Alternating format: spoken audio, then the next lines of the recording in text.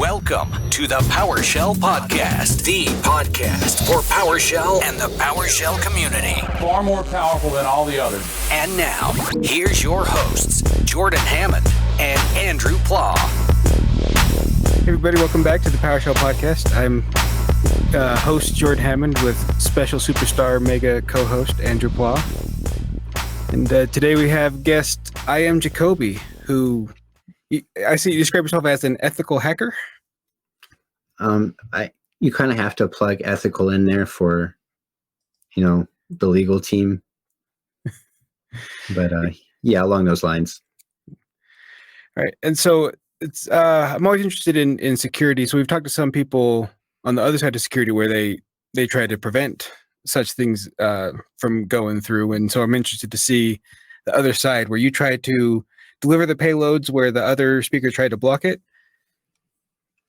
Yeah. The Nemesis blue team. Definitely have some friends on the blue team. It's good to know them. They let slip their weaknesses all the time.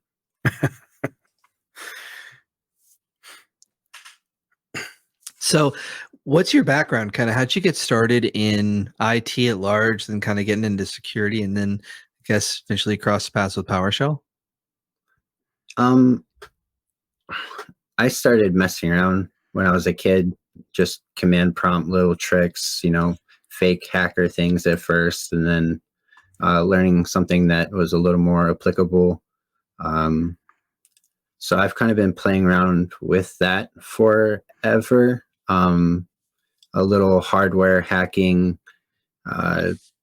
Once PowerShell kind of picked up, and when I got out of the Army in 2012, it was probably about 2011 when I started getting pretty big into the Hack 5 series on YouTube, and just kind of seeing what they could do with the devices that they had. That was kind of my bigger introduction into PowerShell, roughly around that time, and just everything that you can do. It's called Lolbin, living off the land.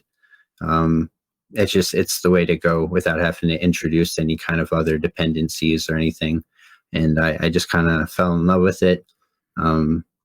Since I had learned so much batch at the time, it wasn't that big of a switch over to PowerShell, though, a lot of people find the PowerShell language to be extremely difficult and non-forgiving. I don't quite agree, but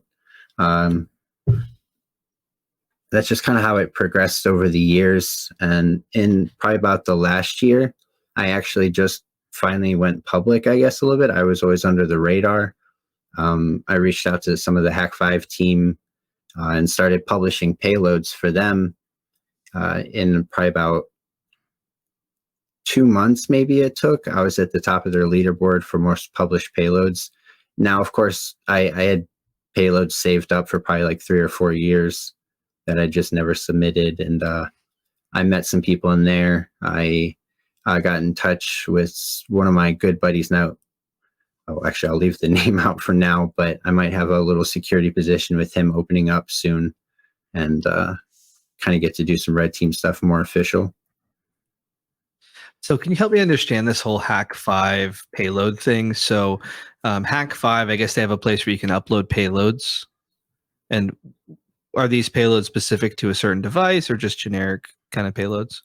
So they have it categorized on their site. They have different GitHub repos for each of their devices individually.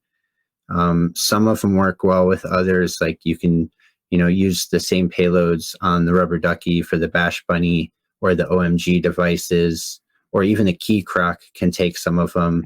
And then others, you got things like the Shark Jack, the Plunder Bug, or some different devices where the payloads aren't necessarily HID based, like it's not a HID attack, but essentially they're all separated in their own repos, and you can pick which ones that you want to contribute to. Each month they'll select out some like VIP ones or just some like really good ones, and they'll give out some awards for. And then at the end of the year, they're having like a payload hero, like a hacker of the year vote sometime in December. Nice. So just kind of at a high level, Hack5 makes some devices, some USB, maybe they connect over Ethernet, all different kinds. And I guess they have payloads, and you're kind of one of the people who creates a lot of these things to be executed. Correct. Do you, just by chance, since we're on camera, do you have any devices you could show us? I know for the audio listeners, this doesn't do much, but if you had any on hand, it's pretty sweet. Absolutely. I guess we're plugging our YouTube incidentally. So got the Hack5 there. That middle one's not going to show up. But this is actually my first award that I get. They give you $100 gift cards, and I kind of already had all the devices they had out at the time. So I just bought their case with one of every one of their patches, Nice. So this is a handful of them. There's a land turtle right here, so that'd be over Ethernet. This is the key croc. It's a keylogger.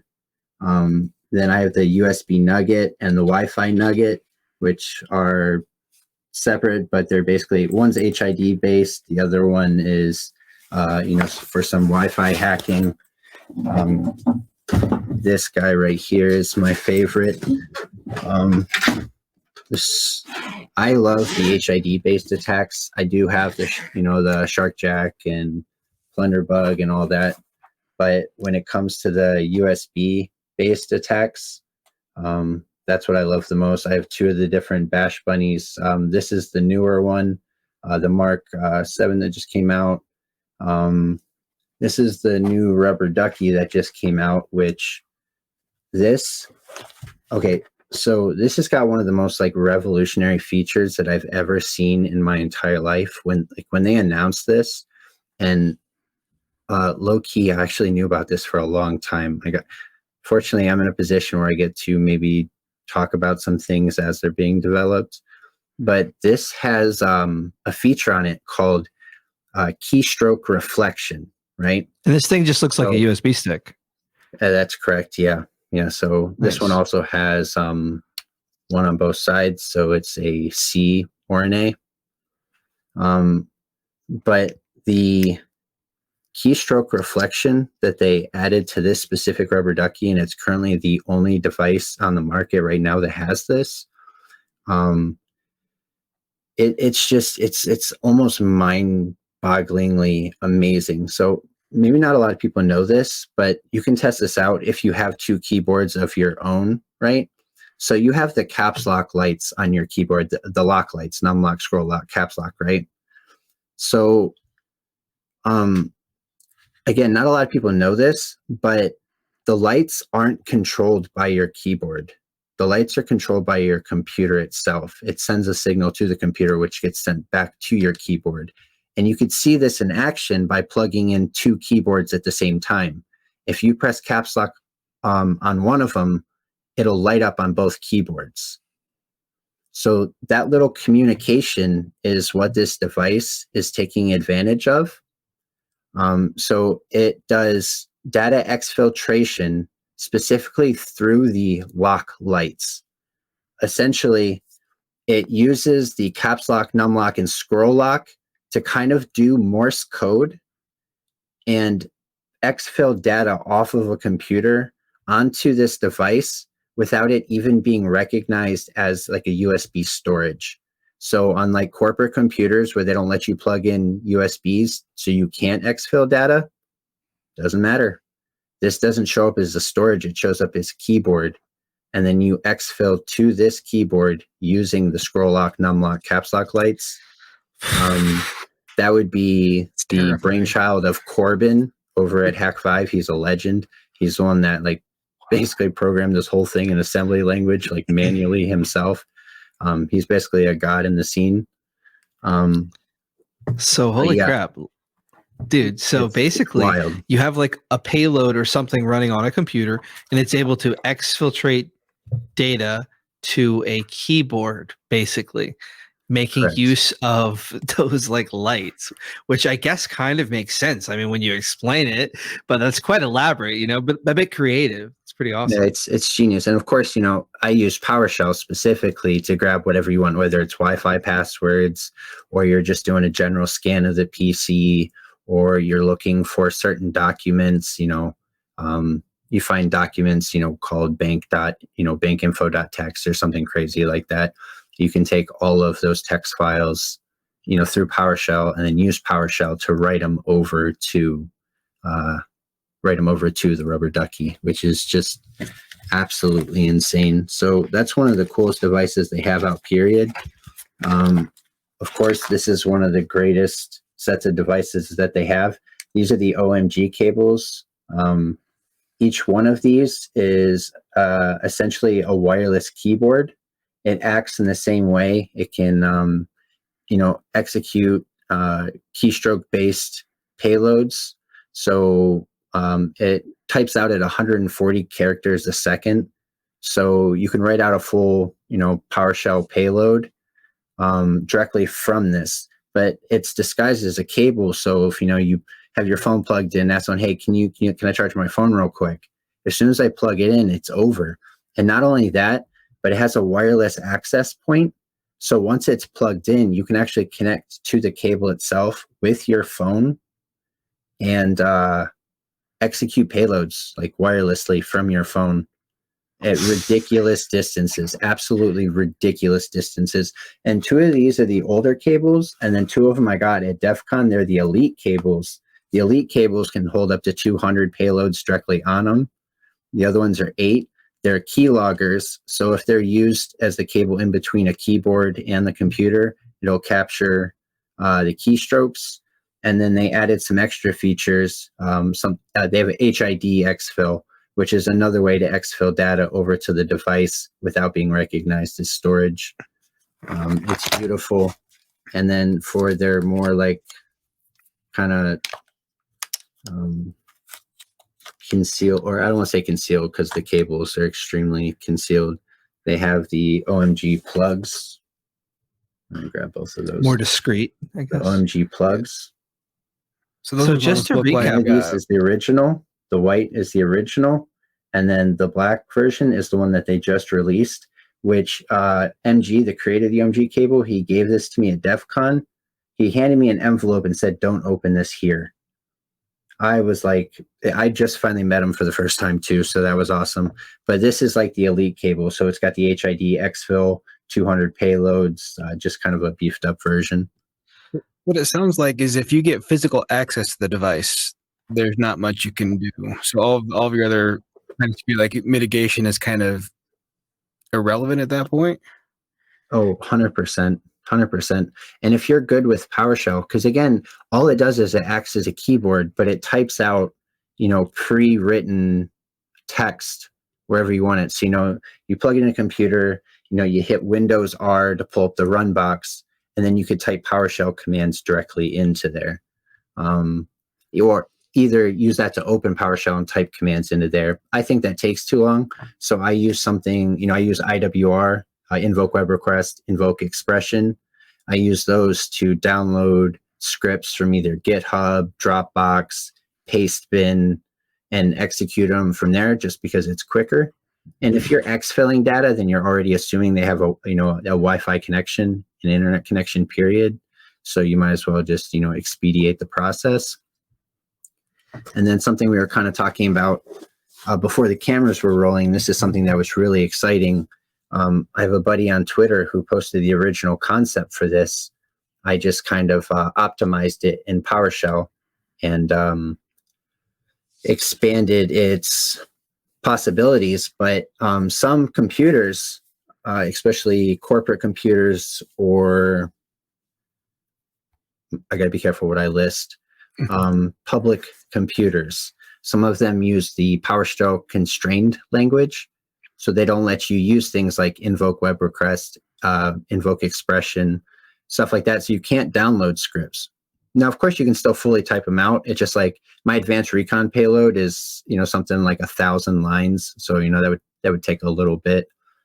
But you can actually store payloads on your website in your DNS text records on your website.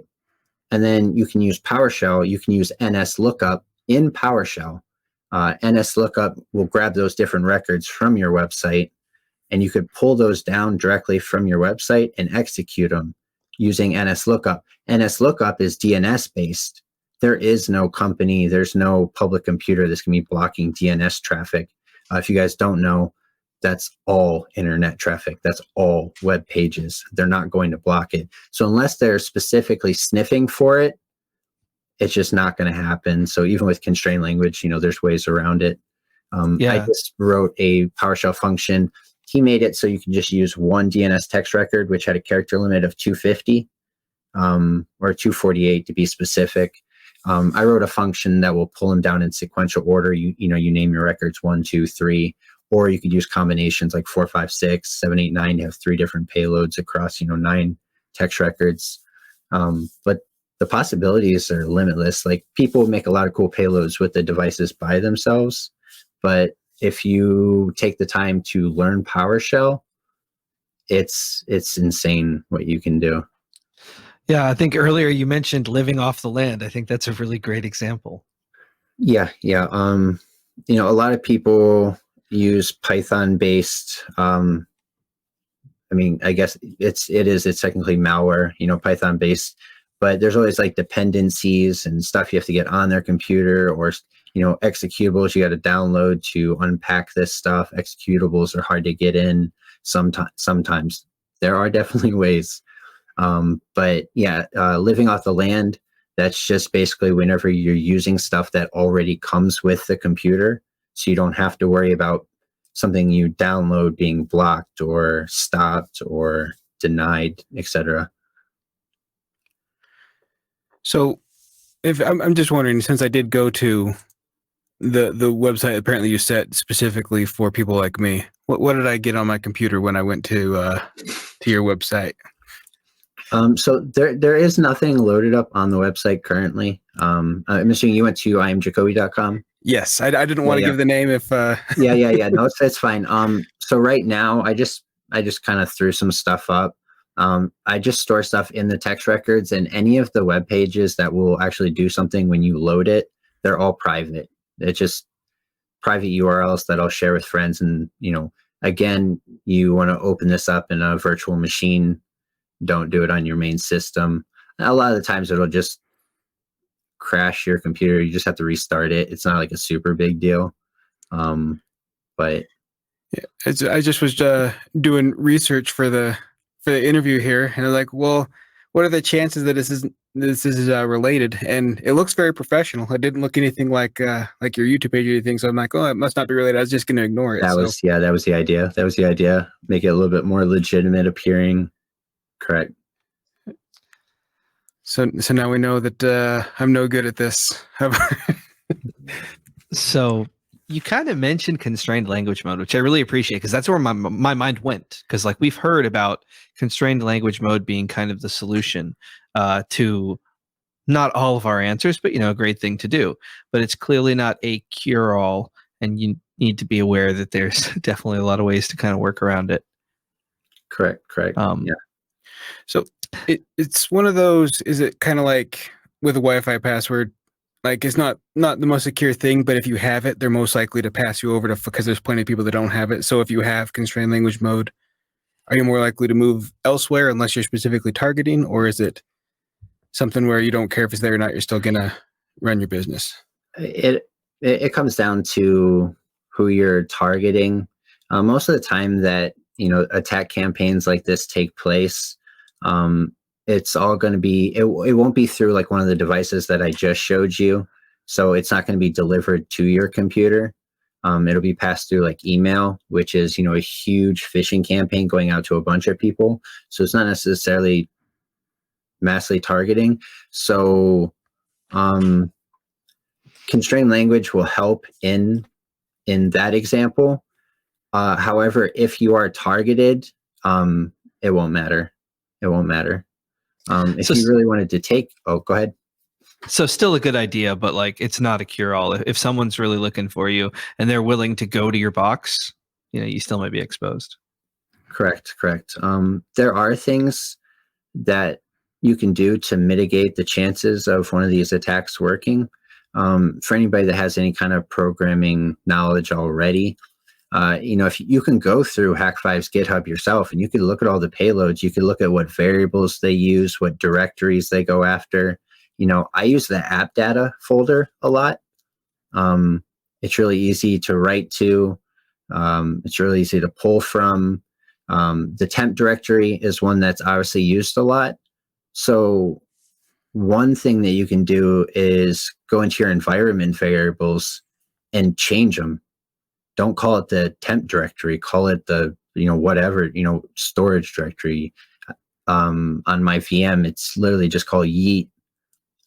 Just because I think it's funny that everybody tries, if you use like invoke web request to pull down a script, they always pull it down to the temp, not always, 95% of the time, they'll pull it down to the temp directory and execute it from there. If that directory doesn't exist, it's going to fail. It won't write to anywhere.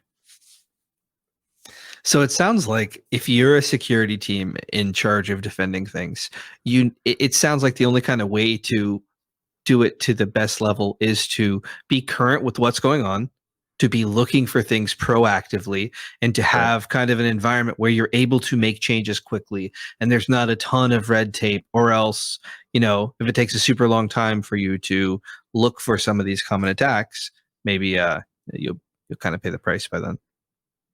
Correct. Playing with environment variables is a huge mitigation that you can use to avert a lot of those attacks.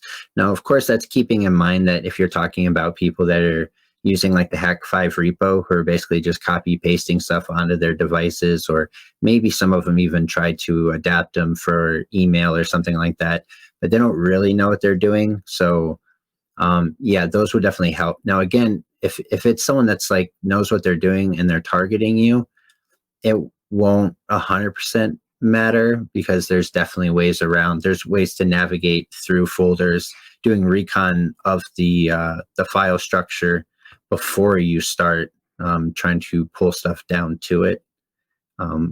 But as far as 95% of the hacker base is script kiddies who are just copy pasting code, it's a huge help to change those out. That's what I like about your YouTube series, is in the middle of it, you stop and say, hey, you could just copy this, but if you stay and listen, you'll actually be good at this instead of just copying my code. Like you call it out in every video. Yeah. I like that a lot. Yeah. I like to plug that in because, again, the main reason that I do those videos is to specifically teach people. Like, I can't really determine what people do with it. Like, I can't determine if they're just going to copy and paste it or if they're actually going to try to learn from it. But I do try to shame them in the middle of the video to at least try to learn something. And I feel it's a pretty good tactic. Ideally, it's not good to just copy and paste code. I can't tell you how many people have contacted me in my DMs to be like, hey, I just ran a bunch of your scripts and the PowerShell box opened, but nothing happened. They ran them wrong, but it's you're really running all these scripts off the internet, just on your home system. You have no idea what they do. It sounds like a new way for you to get deliver payload, is people just run that without understanding what they're running. So yeah, I'm happy to hear you use the term script kids. I was going to ask you, what do you call someone who just copy and paste scripts? Script kiddies. Yeah. So I was curious, because in one of the videos where it was tracking mouse movement, and you were using for that the caps lock key. Were you using the caps lock key just because you needed the visual representation to light turn it on and off, and you use something different? Or if not, why would you use caps lock as your, I guess, cycle through the loop? So for that specific function that I wrote, for the people listening, I wrote a mouse movement detection function. You can use it two different ways. You can determine when the mouse is moved, or you can use it to determine if the mouse hasn't been moved for a certain amount of time. Again, the difference in those two would be, do you want what you're about to do to happen in front of their face? Or do you want to wait till there's an indicator that they're away from their system? So it's written two different ways. But the caps lock, I wanted to make it a short function. I didn't want to have to incorporate a mouse jiggler in there. The caps lock is essentially stopping the screen from going to sleep. For my mouse detection, where I use it to determine if they come back, I have different payloads One's a jump scare. I just did a jump scare version 2 as well. The version 1, the script will run, and then it's cool doing the IWR and waiting for the mouse movement, because you could pull your device out after too and just walk away. For a lot of the payloads people write, you have to leave the device in and then remove it after the payload's done, like completely done. For like my jump scare, it'll download and execute the script and then wait for a mouse movement. That way you don't have to be there and plug it in while they're at their computer. What it does is it just changes their desktop background to like one of 6 scary images. And then it turns the volume to max and plays a scream sound once they move their mouse. So again, I don't want the screen to go to sleep when I walk away. So I just use the caps lock button going on and off. One is an indicator for myself or whoever uses it. Hey, the script is waiting and it's going. And then also stops the screen from sleeping. And then there's also a function at the end of a lot of the bigger payloads that will return the caps lock state to where it was. That's freaking awesome. Gotta be honest. Now, you mentioned a whole bunch of devices and even some cables, which was so wild. You held up like these cables, and I thought you were just going to talk about some heavy duty cables that you really liked how they connected. But no, it turns out these cables can be used to run commands and do all kinds of stuff. If people want to get started with some of this stuff, maybe some of these Hack5 devices, what is maybe 1 or 2 kind of great beginner devices that'll give you some fun stuff to run around your test computers and have some fun and learn? So basically, I do have a few of my favorite devices on a list, but like without a doubt, every single time I'm ever asked that, 100%, I always recommend the OMG plug. It's just, again, this is just like the cable made by the same guy. It's just a smaller form factor. I keep this on my keychain literally everywhere that I go. I have it on me. Again, like I was saying earlier, you can plug this into a computer and then you can connect to this device itself. It will have a Wi-Fi network. You can change the name of it or whatever, but it just says OMG as the Wi-Fi network. You connect to it with your phone. You go to a web browser, and from there, you can either load up scripts from saved slots, or I have a bunch of scripts saved on my phone and I just copy and paste them into the execution window and run them. But this is a really, really good one to just kind of get started. The new Rubber Ducky has such crazy advanced functionality. There's even some logic in the programming language itself. So without using PowerShell, you can use logic with just the keyboard itself, which is really, really cool. The only thing with the USB Rubber Ducky is every payload that you use, it can only hold 1 payload at a time, and each one has to be converted to a bin file. So you got to do that in advance. And it's harder to troubleshoot because you have to convert it every time you make a change and then test run it, But the OMG plug or the cable, if you want, they're just so easy to jump into. You can type directly in the window on your phone. Just type GUI. GUI is the Windows key, right? GUI. GUI R, and that'll open up the run box in the bottom of your screen. And then, you type PowerShell, whatever you want. So without a doubt, the OMG, and again, they have 2 different versions. The original OMG is $75. And then the Elite, which has 200 payload slots on it instead of 8. Well, this one essentially takes the same space that the keylogger had, and it would let you convert it over to more payload space. But this one's 125. It comes with HID exfil, and it's got C2 capabilities. So basically, I could plug this into a target's computer, leave a Wi-Fi hotspot somewhere nearby, whether it's a spare phone or you buy one, have this device connect to that hotspot on that phone or on that little box that you buy or whatever, and you can connect to this device anywhere in the world. So I could have this plugged into the back of someone's tower at their house and then connect to it from my house. So this one has more advanced functionality, but you can get the original if you're just starting off and want to learn. If you want to get ethical, you know how to get down. It's pretty cool, especially with the holiday season coming up. Treat yourself. Oh, indeed, indeed. So when we talk to Fernando, who's on, I don't want to say he's your opponent, but he's on the other side where he tries to mitigate things guy. like that. Yeah, blue team. Boo. He talks about a lot of things. He comes in as like a lot of the code is obfuscation. Obfuscated. Yeah, There we correct. go. Mm-hmm. Yeah, where he just needs to figure out where it actually executes the code and stop that line. But looking through the ones that you have for your payloads, do you not do that on these just because they're payloads? It assumes it goes into the devices plugging in directly, or is it something where you just don't use it for your public examples? I used obfuscation for one single of my public examples.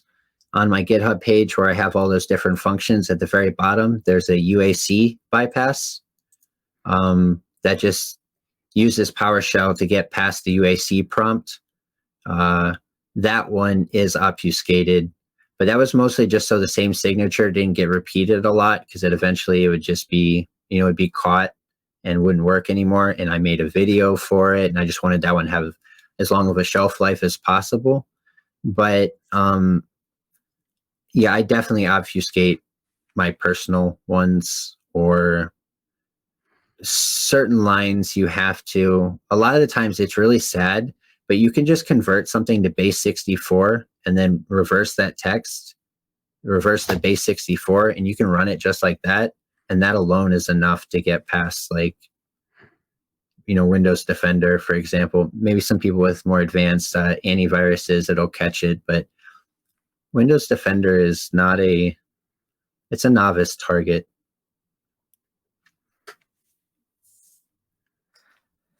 Are there some things that you see when red teaming that you're like, okay, this is an annoying target?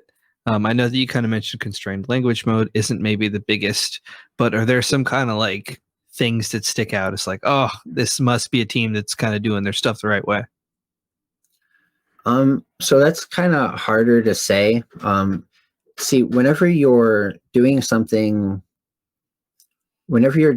a campaign online, for example, through like email phishing or DNS hijacking or something like that, even if you like somehow connected to their Wi-Fi, or you do an evil twin attack and clone their Wi-Fi, whenever you're doing something like that, there's a lot more obstacles in place that make doing your job extremely, extremely annoying, time-consuming, taxing, all the above. But if you are using the devices that I like to specialize in, that means you have physical access to their computer. And I got to be honest, it's kind of really easy. Some people straight up disable. They try to disable PowerShell, and that can be annoying, but there are ways around that as well. Even then, I think it comes down to there has to be a balance of usability versus security. If you're disabling PowerShell, you're crippling your environment so bad, in my opinion. Correct. Yeah, you could just take advantage of the logging and some other things to be a little proactive, maybe look for some stuff. And then you also got to think about your target demographic, right? For people that have malicious intent, they're purposely going after people who don't have as much cybersecurity awareness. That is your intended target. Yeah, absolutely. A lot of companies will get targeted, but that's by like groups of hackers that are like unbelievably skilled, working together, right? As like an everyday person, like you or I, if one of those groups target you, it's over. It's over. They just don't normally go after small targets like that unless it's personal, I guess. You have to make yourself visible for some reason that they don't like. Correct. Exactly. But for the most part, most targets are people that aren't as proficient with defending themselves as everybody should be. It's unfortunate, but like pretty much like one of the the biggest attack vectors is ransomware. That's probably like the top attack vector that's out, has been for a long time. Just trying to lock people out of their system and then charging them to get access back to it. And unfortunately, it is so easy to do. Like, it is so easy to do. That's why you want to always back up your files, get an external hard drive, and, do backups, every night, depending on how much you use it, I guess, but. That's so prevalent anymore that they actually have insurance for ransomware yeah, now. Absolutely. Yeah, absolutely. Dang, that's I love this. This is a bit different than our usual guest, Jordan. Wouldn't you say? Usually we're talking to DevOps, sysadmins or developers, and I'm learning I hearing wasn't from the other scared side. enough. I thought I had healthy caution, and it turns out that nope. I think that what kind of he's saying is you got to get your stuff in order, or else you'll be taken advantage of. And a large way to start getting the bandwidth to actually be proactive about things is to take advantage of automation and kind of doing things the right way. So shout out to everybody out there. And honestly, a lot of times at companies, from what I've seen, they don't always have large security teams, especially if you're a smaller place. So a lot of times the security responsibilities fall to the sysadmins or whoever is in charge of maintaining the systems ordinarily. So you are it's a challenge. You are so painfully correct. Like, I've worked so many jobs where, we technically have like access to the Wi-Fi networks that show up with, your phone when you look or whatever. Some of them are, quote, password protected, but I can't tell you how many times that I've been in a business, right, that has computers out. Let's say they have a bunch of computers on the floor that the employees use to log into, to clock in the morning. Those are on a different network than the actual corporate computers, the ones where, the guys up front are doing, business on, not just little computers that are used to, clock in the morning. So the Wi-Fi passwords or the network password, whatever, they're separate. But then you have people from the front office who come down to the main floor and they want to show someone something, and then they log into the corporate Wi-Fi from one of those computers. And, that network profile is now stored on that device. And I go through and I just look every once in a while, different jobs that I've had. And, you'll see, guest Wi-Fi, and then you'll see, their corporate one. And, if you guys didn't know, those Wi-Fi passwords are stored in plain text. NetSH, WLAN, show profile, key equals clear. And all of those Wi-Fi passwords are shown in plain text, and they leave their corporate computer ones in there. And I always tell them, but somebody does it again. Or one job I had, they had Ethernet ports on the wall, that they used to hook the TVs up to, that they, shared reports on and everything. And they go out of their way to separate the networks. But for whatever reason, the Ethernet ports on the wall connect you to the corporate Wi-Fi.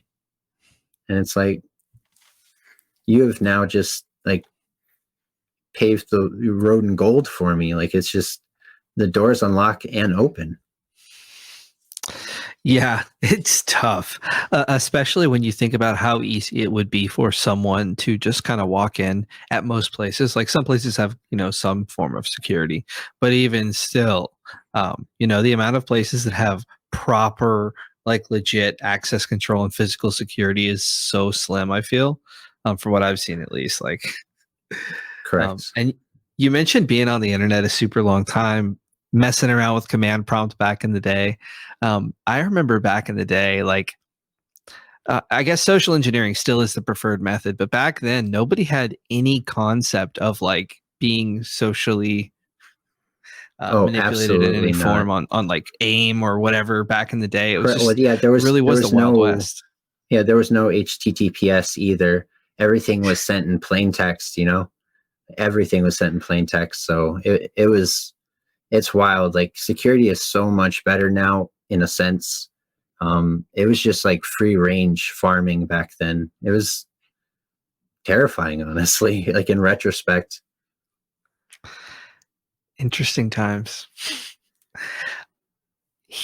I don't know how to exactly frame this as a question, but it's something I've kind of mentioned before. What do you kind of make it that there's like different levels of understanding of what the current vulnerabilities are?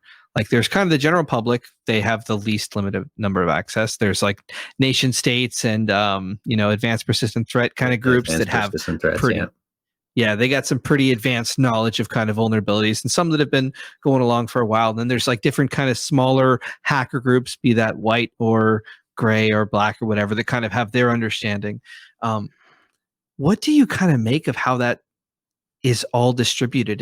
And do you have, I mean, it's kind of hard to have a feel for all of it, but do you have any feel for like where those APTs are relative to maybe some of the hacker groups, maybe compared to just the general public?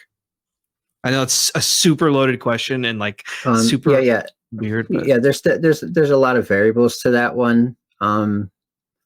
Essentially, you're kind of wondering about the skill gap, or a vulnerability gap in this case more specifically.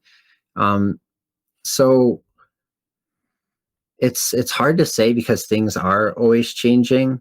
It's just, you got to pay attention to when big updates are rolled out. That's when, you got your bug bounty hunters that'll go farming.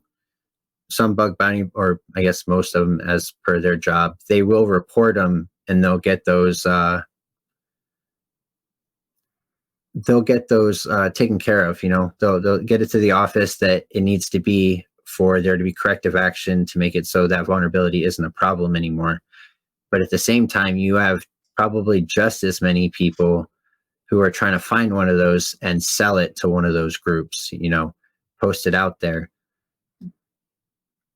The normal hackers that most people encounter, like most people encounter, are using low-tier botnets, low-tier phishing campaigns that don't take advantage of a lot of the unknown vulnerabilities that are out. People like to keep these in very tight-knit groups. It's very hard to even get into one of those. So even most hackers won't necessarily have full awareness of what's out there and what's possible, just because of how tight-knit everything is.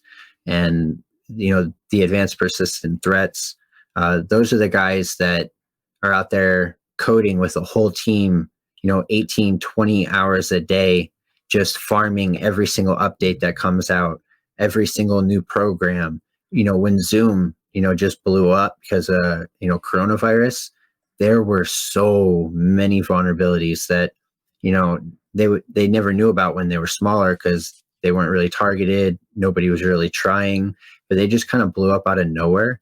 And you saw like even just like the common thing where people were just like, bombing in on random Zoom interviews and just yelling, making noises, and whatever else. There were also a lot of security vulnerabilities. LinkedIn just had a kind of a bad one probably like 6 months ago. But eventually it'll get brought out. Someone will leak it and then they get patched up pretty quickly.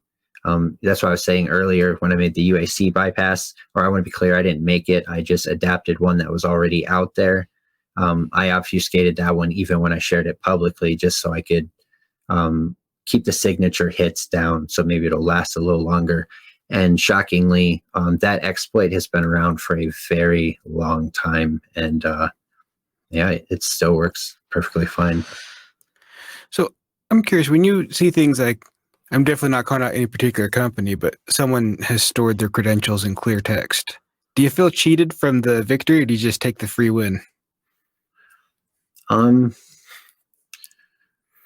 mean, hypothetically, if I did something like that, it would take the win out. I'm an adrenaline junkie. I'm almost painfully empathetic overly empathetic all the time. So I definitely don't ever personally want to cause harm to anyone or make anybody's life difficult. I just kind of like to see what's possible, what you can do with what's out there.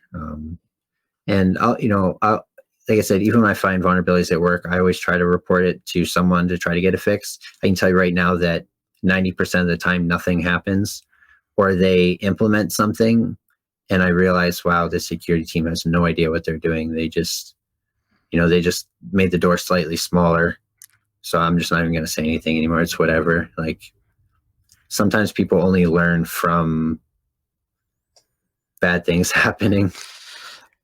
That's sometimes the organizations have to learn, and like paying the price is the way that the orgs are like, okay, we'll actually prioritize this work and not drown you. Well, a lot of companies, they look at cybersecurity as a checklist and not like something to actually take seriously. They're like, in order for us to stay in business, technically we have to, and so they just kind of go through the motions a lot of the time. And yeah, it's kind of wild. I don't think it's the kind of thing you can just go through the motions. It's a cultural type thing. It needs to be kind of everywhere. You need to be really bought into it, I feel, at least. And if you can't do that, you're going to pay the price. Yikes. And it's a challenge, dude. It seems like an uphill battle. I mean, constantly. It's a constant game of cat and mouse. More vulnerabilities come out, things get patched. Zoom becomes the new thing. So paying attention to the traffic through there, it's constantly back and forth. Like, you can't ever be complacent. It's like one of the most volatile, environments that you can get into. So I'm not crazy that it does come in groups, because I remember as a couple of years ago, it felt like every month it's like the print spooler got hit again. It's like if they find one that's bad enough, everyone just goes to try to find more. Is that what happens, where you see it come in clusters like that, or is it? Yeah. So, I mean, a lot of the time what happens is somebody will do something big with a vulnerability that they found, and they want to brag, but not give it away. So they will hint at what techniques they used or like what they did to find that vulnerability. And now all of a sudden you have a tidal wave of people that are running down that path, and they will eventually find it. Like, once you set people down that path, they're going to scrub every single corner. They're going to play with every single variable. Like, it's wild to think about how many people are actually out there hunting these vulnerabilities. Like, you don't really know. It's not like there's any sort of consensus or census rather, I'm sorry, keeping track of how many people are doing this, but it's an unreal number.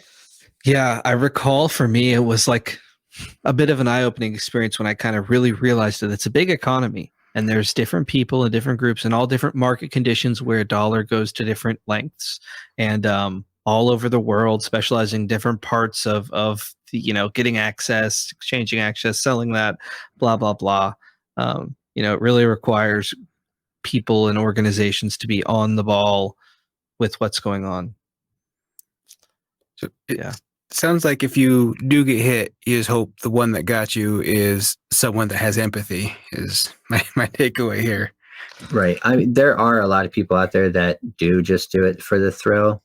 But it's definitely financially motivated most of the time. So it's very unlikely, especially if it's a big hit. Now, of course, you see things like a couple of the hits that just happened recently, with like Uber. Like, that guy was just a troll. He just wanted to troll. He didn't really, do anything. He, made some social media posts with their accounts and just to say, hey, look what I did. I got you.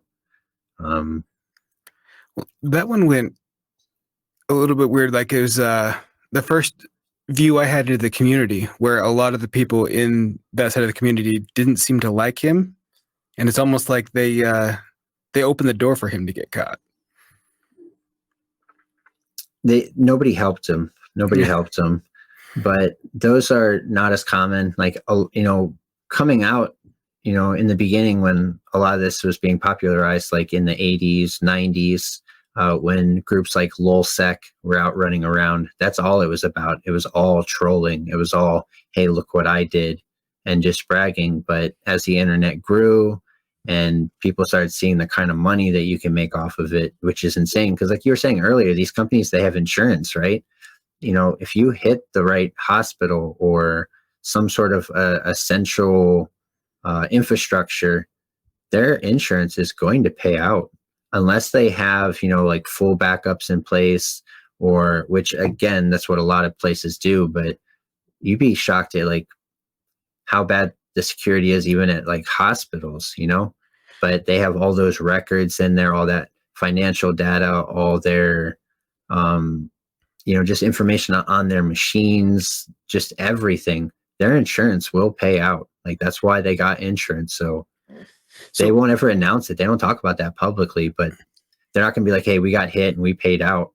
No, they don't want to like make that scare. You know what I mean? They're going to pay out and shut up. Even if you have like immutable backups and you can restore, they still have your data. So you're still going to have to pay them. Or they're like, okay, you don't need us to unlock your data, but if you don't give us money, we're going to publish. Then we're going to leak it. Yeah. Exactly. Yep. That is still the thing. 100%. Depending on, how much they exfilled, or what kind of backdoor access they have, what kind of C2 they have set up. Yeah, 100%. They'll threaten to leak it, whatever it is, especially if it's financial data. So I suppose when it comes to like, say you have been hit and they threaten to leak it, is it just kind of an honor thing where they're not going to leak it if you pay because they want people to pay in the future that they hit and they want that to be known? Or what's the risk of them leaking it anyway, I guess is my question. It depends. There are different hackers. There are hackers that do it completely just straight for the money, right? And then there are others that are doing it as some sort of movement or trying to get a message across. If it's one of those people that are trying to get a message across, there's a good chance they're going to take your money and then leak it anyways. But if it's the people that, are putting their group's name on it every time, they're probably not going to leak it, because you got to think all these cybersecurity professionals are talking to each other. And, if they start hearing that, hey, these guys are leaking it anyways, you know what I mean? Like we have all these incident reports of them getting paid out and then just leaking it anyways. And we're like, well, they're going to leak it. We just need to do damage control right now. Paying is no longer an option. So for those, I wouldn't say it's necessarily complete. I won't say it's honor, because they're not like, oh, you paid me, I'm going to do the right thing. I want to continue to get paid. So I'm not going to leak your stuff because I'm going to go hit the next target. Reputation matters. Yeah. So it's correct. Yeah, correct. It's so weird. It is people at the end of the day within those black hat organizations and within the people who negotiate whatever the settlements with the groups who have access and blah, blah, blah. It's all people. Yeah. And still to this day, social engineering is still one of the biggest ins. Like a lot of these aren't 100% through vulnerabilities, or even the vulnerabilities that they get in, they go through a person first, someone that reuses passwords, their work password, their home password. You do password spraying, where you just, find an email, find a leaked password, and you just throw that combination in a bunch of different social medias, a bunch of, whatever, and just seeing where it hits. And it's shocking how many people reuse the exact same email, exact same username, exact same password. Yeah, because I guess there'll be like password leaks, and then they'll be exchanged, and boom, your password's out there. It can be used in, like you're saying, password spraying attacks, where it's just one of thousands of credentials that are tried on a handful of websites because they were leaked on one place. And if you reuse your passwords, which if you're in IT, you've probably heard not to do that. But yeah, for sure, a lot of people do that. And if you're a researcher or if you're a black hat person, it's not hard to be aware of kind of what's out there. And I'm not, but I like kind of realized that a lot of the researchers download a lot of these leaked kind of databases so they can kind of stay current with what maybe the hackers would understand. And yeah, it was kind of interesting for me. Right. Yeah, that's the whole concept behind have I been pawned.com. Troy Hunt, he put that together. He keeps a lot of he'll decide what databases that he merges with his own of collected, just in case, they are not going to leak it. Like, he knows that there's been a breach, but they're not necessarily going to leak it themselves. So he might not merge with his database.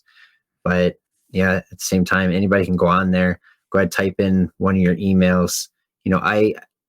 I did that, a couple of years ago. I forgot about an email that I used during high school, and, went through and, typed it in, and it showed the different social medias that I used in middle school. And there was passwords, emails, just like everything. It's alarming. And some people use that same password 10 years later. It's crazy.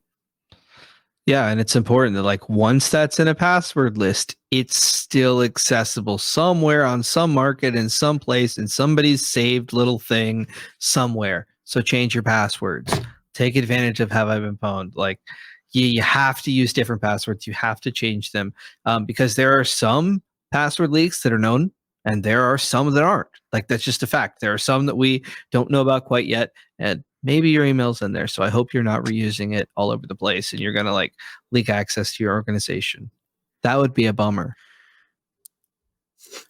Well, I'm curious where you've made ethical hacking such a large part of your life. Does it make you more paranoid, or are you more secure because you're aware of what goes on? Does the knowledge make you feel safer or secure or scared, I guess? Both for sure. I practice pretty good, I have pretty good security practices, good OPSEC. So in that sense, I feel safer. I know little things to look out for. I know, how to scan. I am red team based, but knowing how the red team works, I know what to look for on my computer. You know what I mean? Little things that people should do is look at your startup folder every once in a while. Are there programs in there you don't recognize? Terminate them immediately. Don't let that run.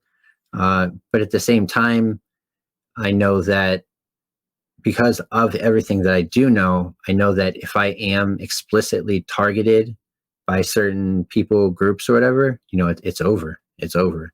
There are so many 0 days out there that people don't know about. Or even like I was saying, my UAC bypass that I use lets you run admin level, commands right from the PowerShell window without popping up that UAC window.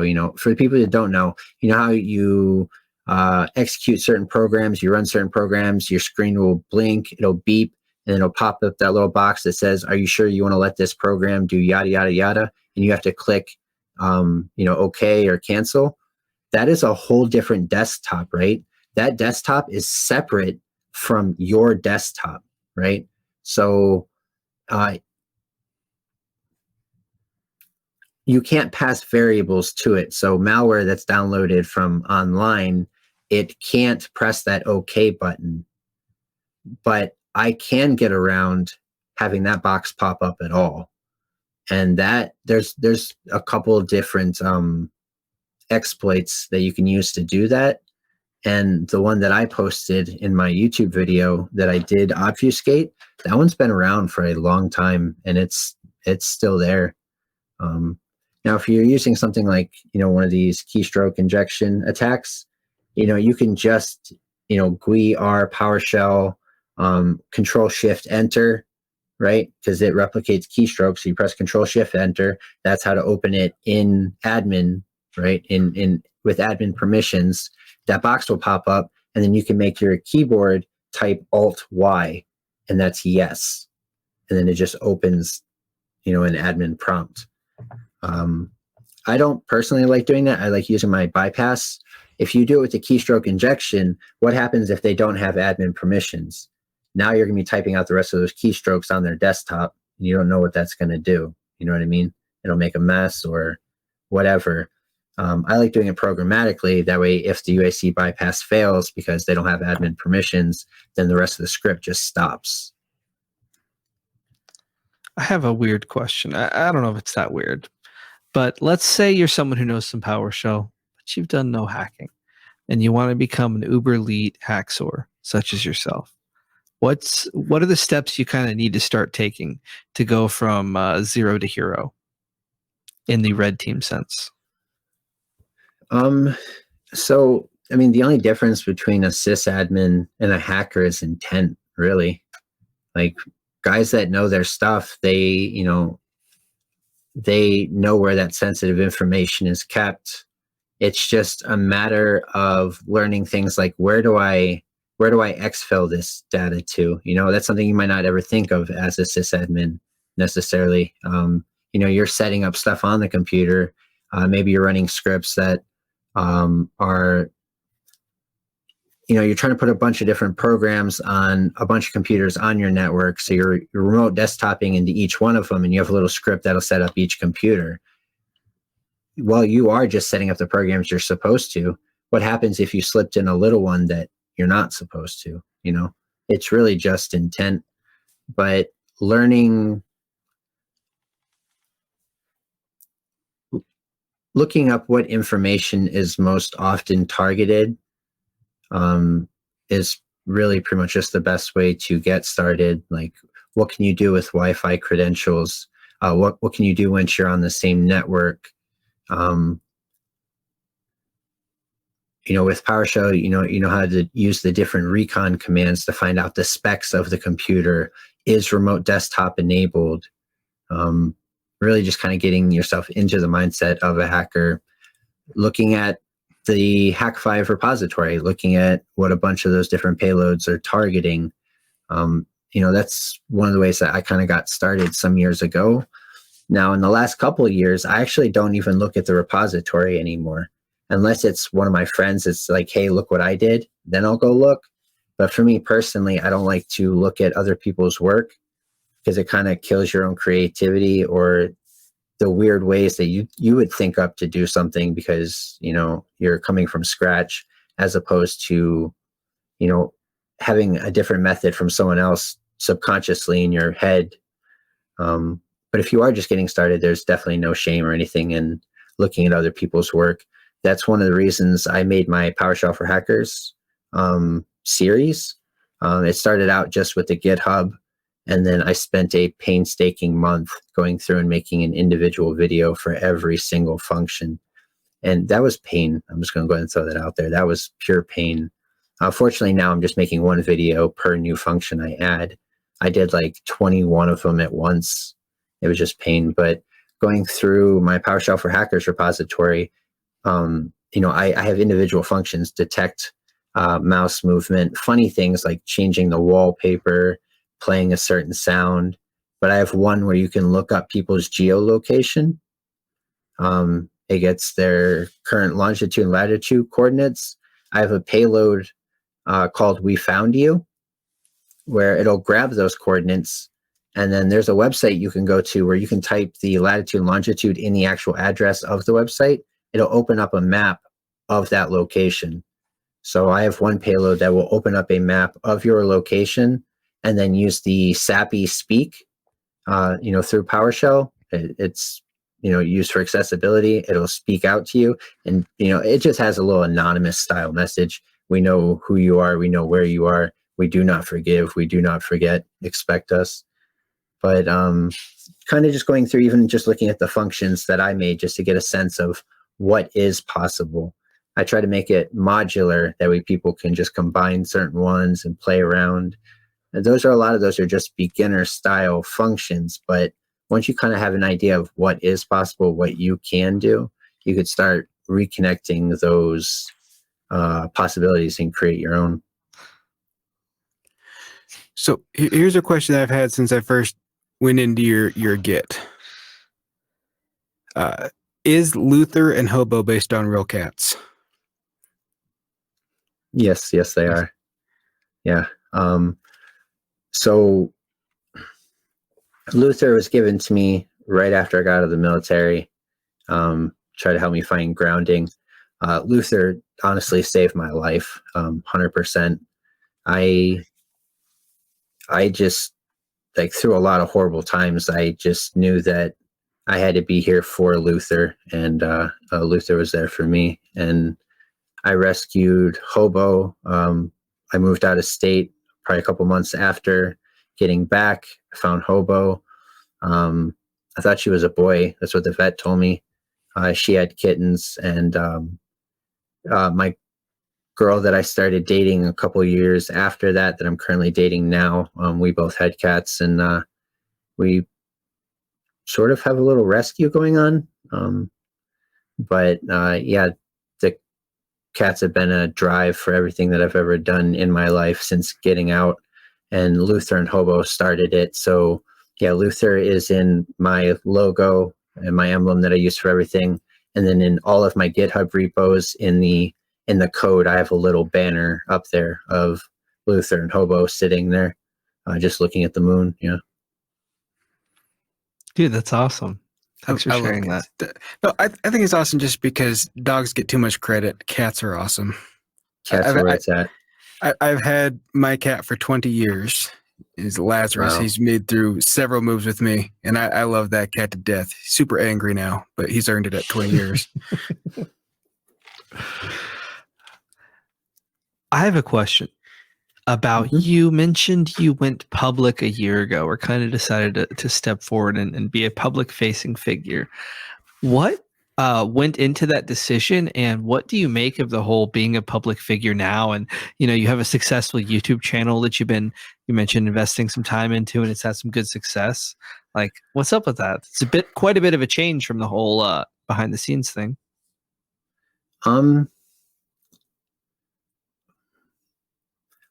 So that one's complicated. I really, really struggled when I got out of the military, and I got to a point where I actually didn't end up leaving my house for something like 4 years, and all I did was like program, and that's when I messed with a lot of the Hack 5 payloads, and it was just like that for a long time. I met the girl that I'm currently with, and somehow, I don't even know how, I gained the courage to fly out of state to go meet her.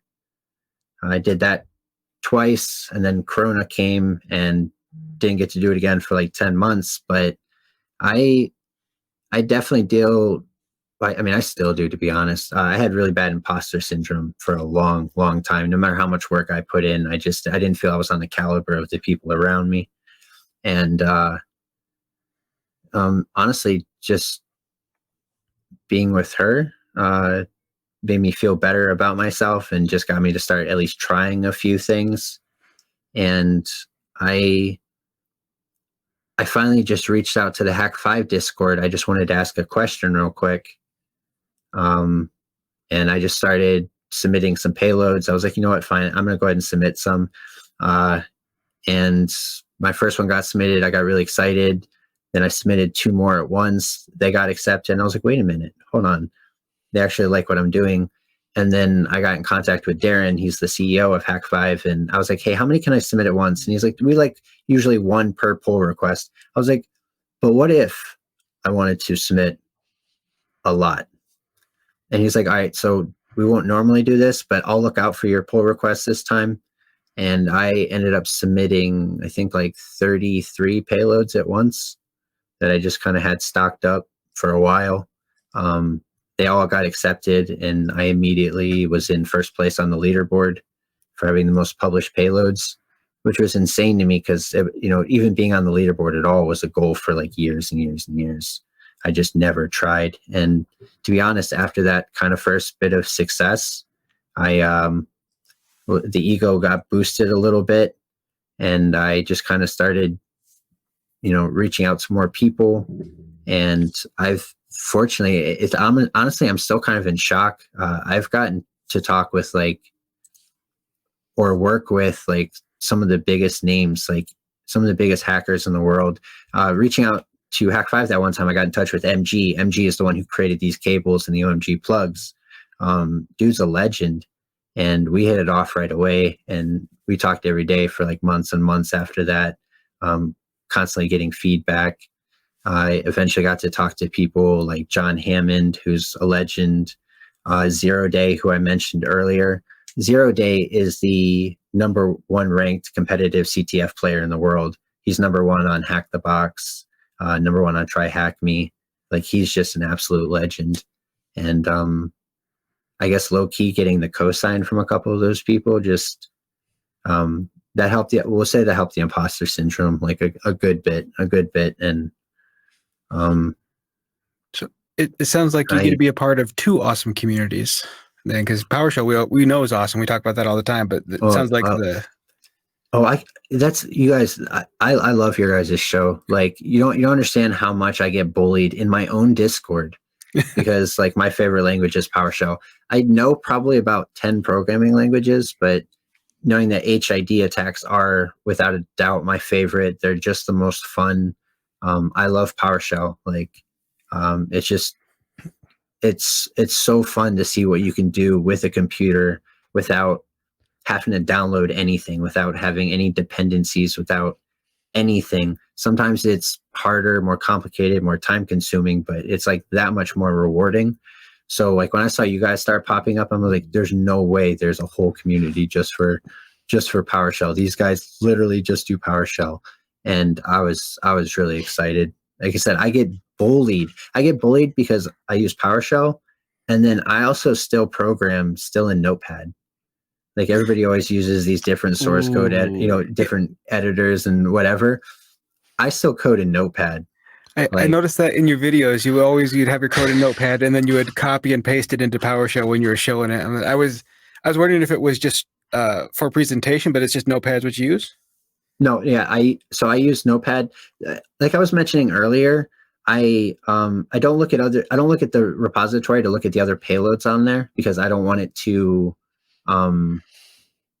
what's the word I'm looking for? I don't want it to sully what I do, Yeah.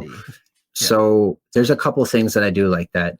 I noticed that one of the questions you guys had written down is what modules do you like?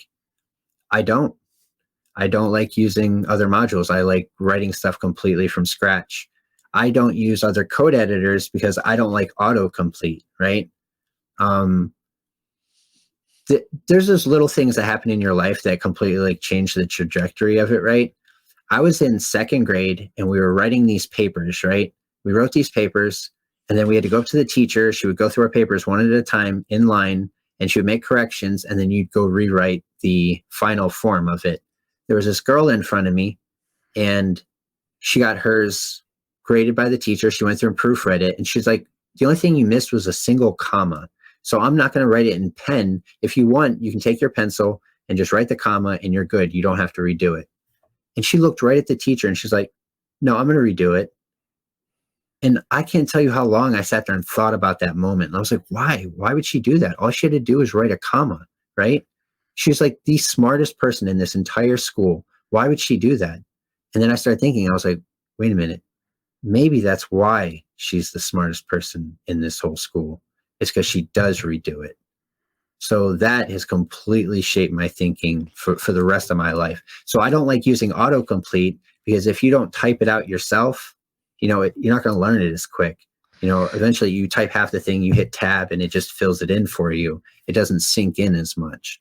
So I don't like looking at the other payloads. I don't like using modules and I don't like using any code editor with autocomplete.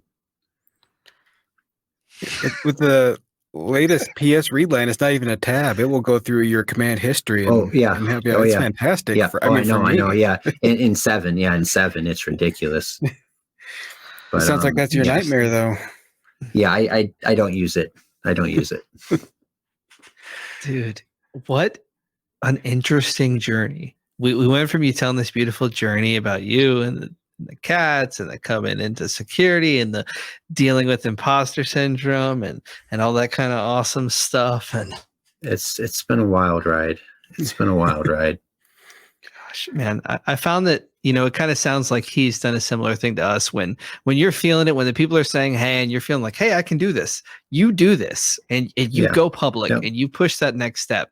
And then when you're kind of like, oh crap, what am I doing? Well, you've already taken that step. So you can have a couple months to kind of breathe, but you are where you are. And then, yeah, there's going to be an eventual next push where we kind of push our boundaries. But it's very cool to hear you express kind of your security journey that kind of mirrors a lot of the PowerShell journeys we've heard of, where there's some mentorship, some encouragement, a whole lot of imposter syndrome, a lot of kind of wondering where things would go and facing things. And it's awesome. Yeah, that's been without a doubt probably the greatest thing I ever did was finally reaching out. And that's probably something that, like, I really can't emphasize it enough. Like, here's the thing. I actually, I started sharing my stuff, and then I found out, once I started getting co-signed by some people, I was like, oh, I actually do know my stuff. And that made me more confident to share more work. But here's the thing, right? Even if you do reach out and you find out you don't know as much as you thought you did, you are now surrounded by people who I'm telling you are going to be eager to help you along the way. Like, I can't tell you how much I've grown in the last year because I'm not doing everything on my own. I have people that I can spitball things with. I have people who've written other programs that have, similar functions in it or something, or similar concepts, or some way to inspire, or just whatever it is. Everywhere that I've been, there are always going to be those elitists who are just, they're dicks and they want to like make what they do sound harder, make them look cooler.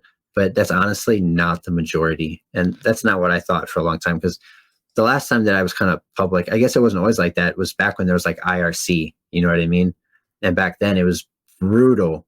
It was you prove yourself or like get lost, period. Like, unless you have something to teach us, we're not teaching you anything. It's not like that anymore. There's so many cool communities that are eager to share their knowledge. That's just a different landscape now, and it's awesome.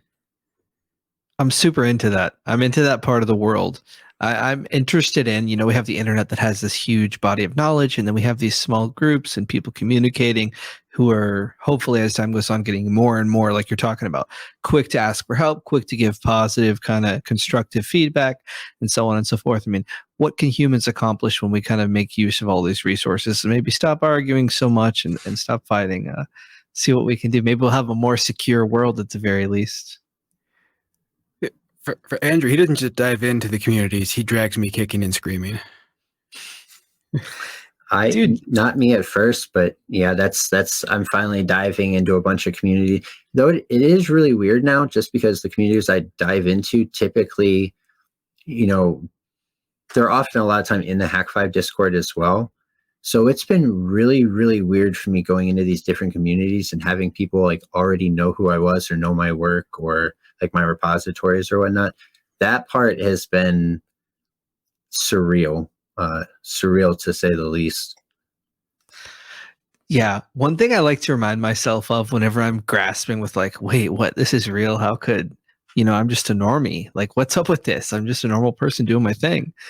Is that, anyone can do really awesome, amazing things and reach their goals if they really put themselves out there and really learn and kind of, make some mistakes and learn from them. And I think that you're an example of that. And a lot of other people who are successful are examples of just people who have put themselves out there, taken some chances, pushed themselves when things have gotten shaky, and they've been reaching those moments of like, oh crap, should I really do this? Should I not? And they decided to do it. Well, there's some cool stuff there.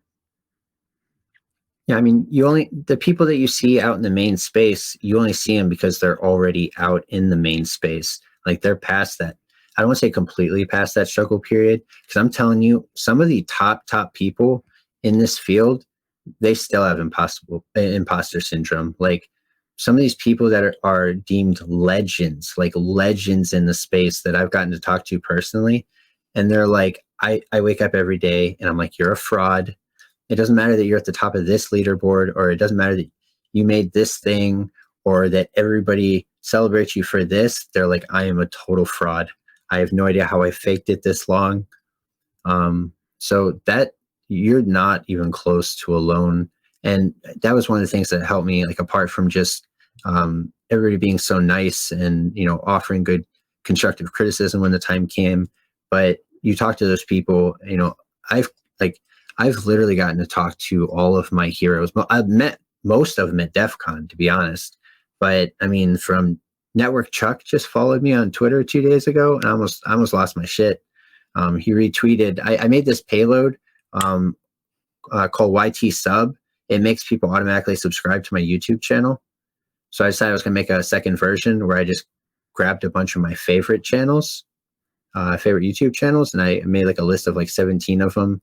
It was like Network Chuck, John Hammond, and Technology Interpreters, Stoke, and just a bunch of those, and posted that, and Network Chuck retweeted that I lost it.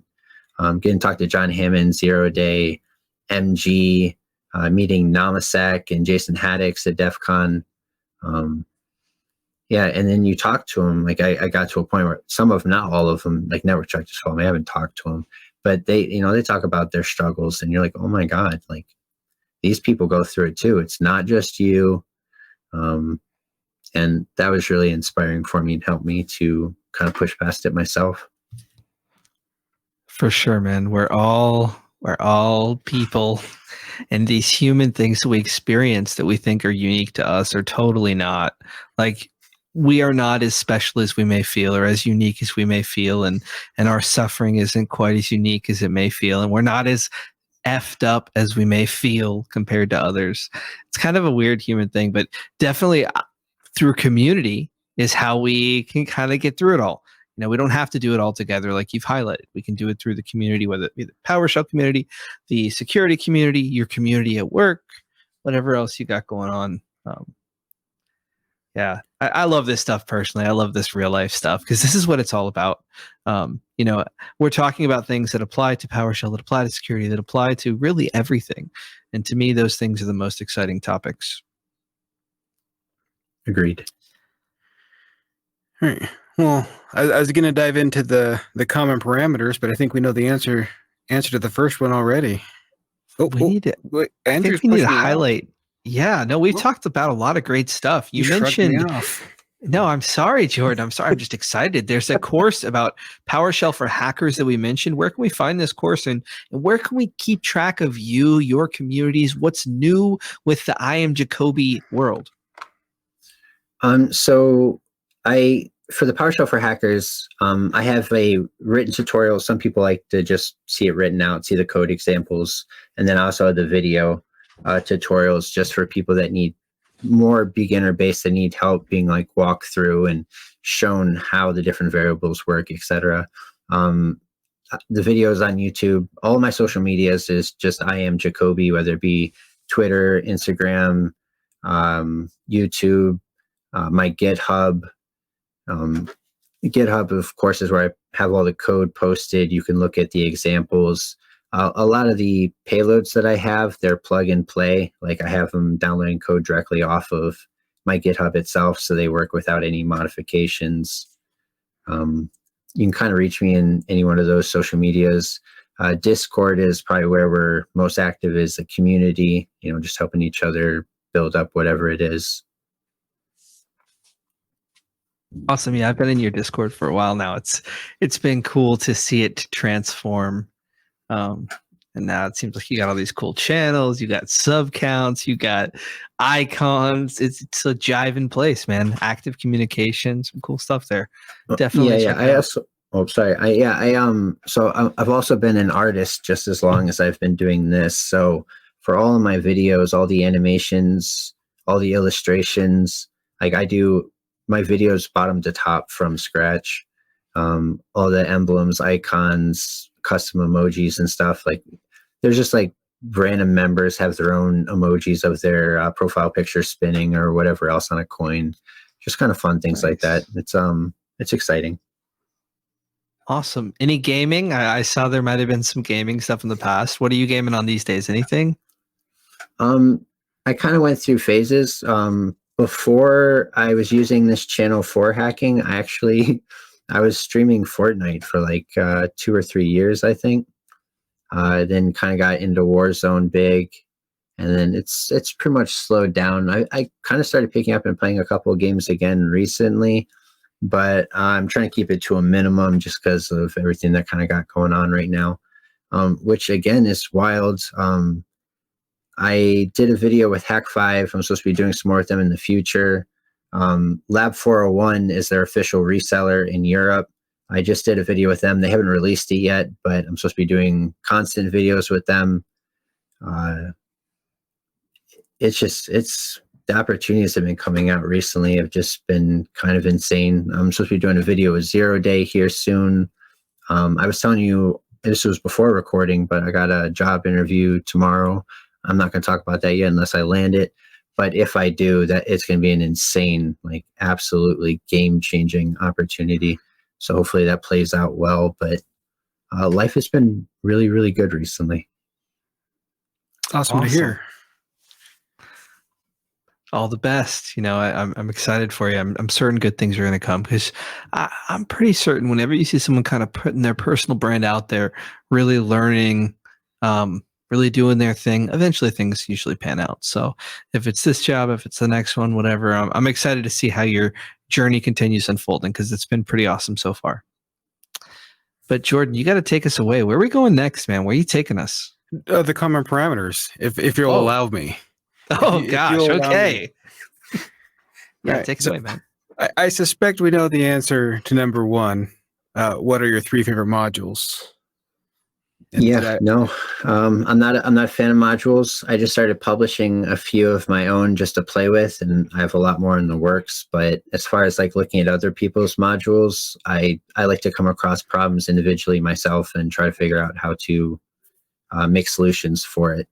Unless someone points one out to me that I can use as a reference, I guess, then I might like peek at it. But I maybe have one module downloaded, like maybe. So yeah. All right. With all the knowledge you have now, what's one tip you would give your younger self when first starting out?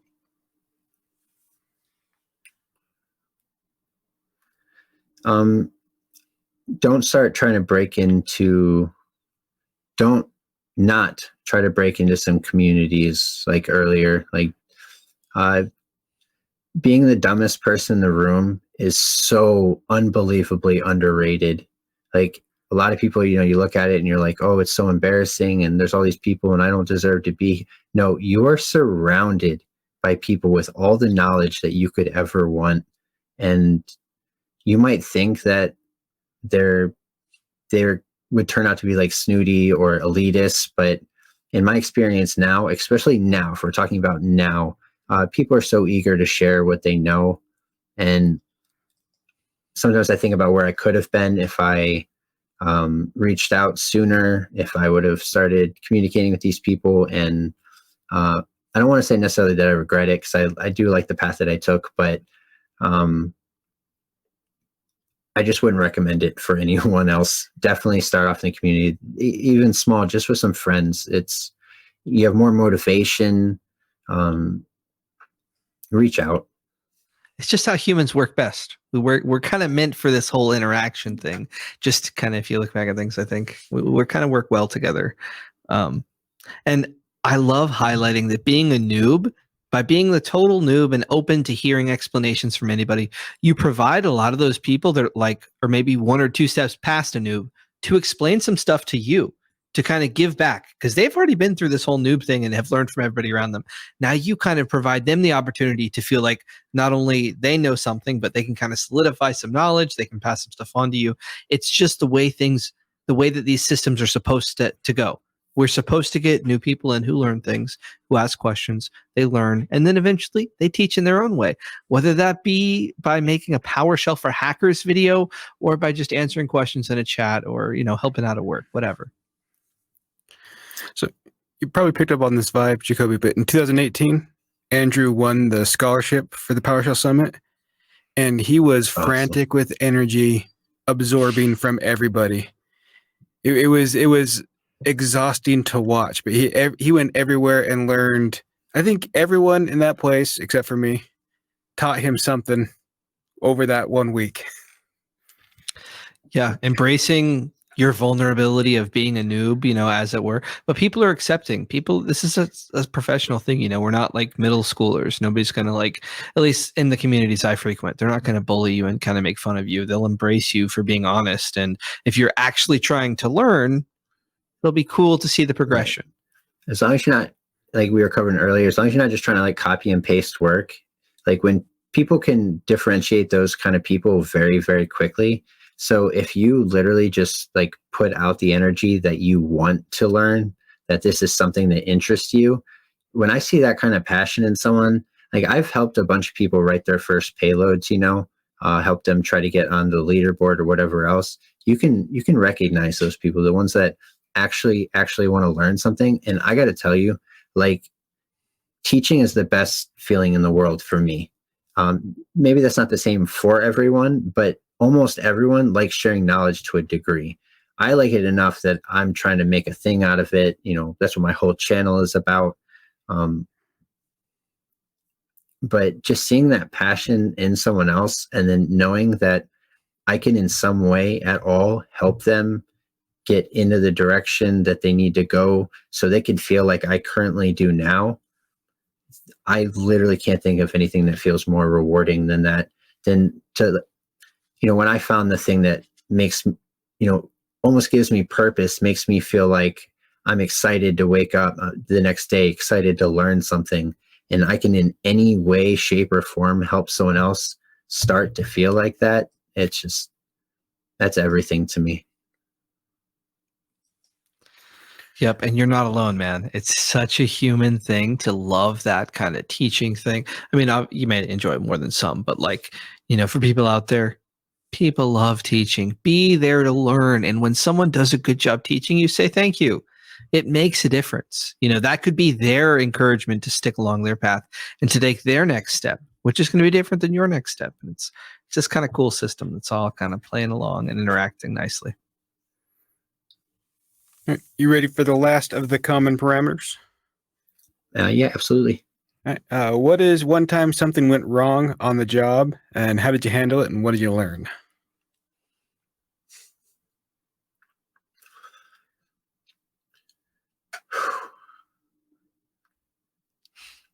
That one's a tough one. There's depending on how tomorrow goes, I've always done this freelance, completely freelance. I worked freelance for years and years up until probably the last year. And then just recently in the last 6 months was the first time that I was like, I should try to do something with this skill professionally. And I've had a handful of opportunities present themselves. So kind of hard to say that I have something applicable for this currently. A lot of it comes down to just personal struggles with, learning to code, I guess, in general, or specifically PowerShell for developing these payloads.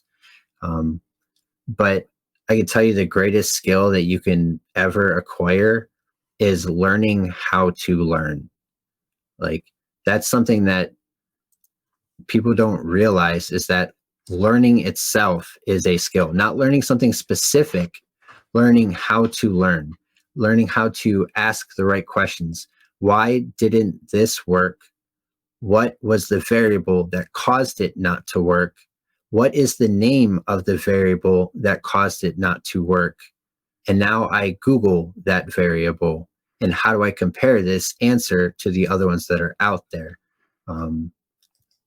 Learning how to learn is everything. And it's the first thing that anyone should do.